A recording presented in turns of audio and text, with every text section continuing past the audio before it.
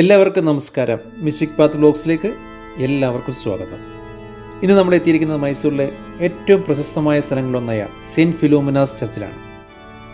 പള്ളിയുടെ മുന്നിൽ എത്തിയാൽ തന്നെ ആദ്യം ശ്രദ്ധിക്കുന്നത് ഇതിൻ്റെ ഗംഭീരമായ രൂപമാണ്. ദൂരെ നിന്ന് നോക്കുമ്പോൾ തന്നെ ഈ രണ്ട് വലിയ ഗോപുരങ്ങൾ നമ്മളെ ആകർഷിക്കും. ഏകദേശം 175 അടി ഉയരമുള്ളതാണ് ഈ രണ്ട് ഗോപുരങ്ങൾ. പക്ഷേ ഈ പള്ളിയുടെ പ്രത്യേകത അതിൻ്റെ വലുപ്പം മാത്രമല്ല, ഒരുപാട് ചരിത്രവും വിശ്വാസവും മനോഹരമായ വാസ്തുവിദ്യയും ഈ ദേവാലയത്തിനുണ്ട്.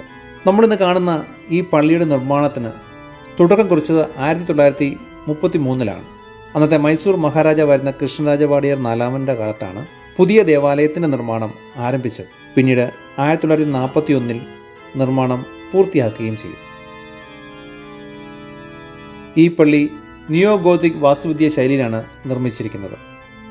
ജർമ്മനിയിലെ പ്രശസ്തമായ കോളോൺ കത്തീഡ്രലിൻ്റെ വാസ്തുവിദ്യയിൽ നിന്ന് പ്രചോദനം ഉൾക്കൊണ്ടുകൊണ്ടാണ് ഇതിൻ്റെ രൂപകൽപ്പന. ഏഷ്യയിലെ രണ്ടാമത്തെ വലിയ പള്ളിയായിട്ടാണ് ഇതിനെ കണക്കാക്കപ്പെടുന്നത്. കുരിശിൻ്റെ ആകൃതിയിലാണ് പള്ളി നിർമ്മിച്ചിരിക്കുന്നത്. അകത്ത് പ്രവേശിച്ചാൽ ഏറ്റവും കൂടുതൽ ശ്രദ്ധ ആകർഷിക്കുന്ന മറ്റൊരു കാര്യം സ്റ്റെയിൻഡ് ഗ്ലാസ് ജനലുകളാണ്. വിവിധ നിറങ്ങളിലുള്ള ഈ ഗ്ലാസ് ജനലുകളിൽ യേശുക്രിസ്തുവിൻ്റെ ജീവിതത്തിലെ പ്രധാന സംഭവങ്ങൾ വളരെ മനോഹരമായി ചിത്രീകരിച്ചിട്ടുണ്ട്. പ്രത്യേകം ശ്രദ്ധിക്കുക, പള്ളിയുടെ അകത്തും വിശുദ്ധ സ്ഥലങ്ങളിലും ഫോട്ടോ എടുക്കുന്നതും വീഡിയോ ചിത്രീകരിക്കുന്നതും കർശനമായി നിയന്ത്രിച്ചിരിക്കുന്നതിനാൽ അകത്തെ കാഴ്ചകൾ നിങ്ങൾക്കായി വീഡിയോയിൽ പകർത്താൻ എനിക്ക് സാധിച്ചിട്ടില്ല. അതുകൊണ്ട് തന്നെ മൈസൂർ വരുമ്പോൾ ഈ പള്ളി നേരിട്ട് സന്ദർശിച്ച് അകത്തെ മനോഹര കാഴ്ചകൾ എല്ലാം തന്നെ കണ്ടു മടങ്ങാനായിട്ട് ശ്രമിക്കണം. Saint Joseph and Saint Philomena cathedral എന്നാണ് ഈ ദേവാലയത്തിൻ്റെ പേര് എങ്കിലും ലോകമെമ്പാടും കൂടുതലായി അറിയപ്പെടുന്നത് സെയിൻറ്റ് ഫിലോമിനാസ് ചർച്ച് എന്ന പേരിലാണ്. വിശുദ്ധ ഫിലോമിനയുടെ തിരുശേഷിപ്പ് ഈ ദേവാലയത്തിൻ്റെ താഴെയുള്ള അറയിൽ സൂക്ഷിച്ചിരിക്കുന്നു. വിശ്വാസികൾക്ക് അവിടെ പ്രാർത്ഥിക്കുവാനും വിശുദ്ധ ഫിലോമിനയുടെ മധ്യസ്ഥം തേടുവാനും നേർച്ചകാഴ്ചകൾ സമർപ്പിക്കാനും ഒക്കെയുള്ള സൗകര്യവും അവിടെയുണ്ട്. അതുകൊണ്ട് തന്നെ മൈസൂരിലെത്തുന്ന വിശ്വാസികൾക്ക് ഈ ദേവാലയം ഒരു വിനോദസഞ്ചാര കേന്ദ്രം മാത്രമല്ല, പ്രാർത്ഥനയ്ക്കും ആത്മീയ അനുഭവത്തിനുമുള്ളൊരു പ്രധാന ഇടം കൂടിയാണ്.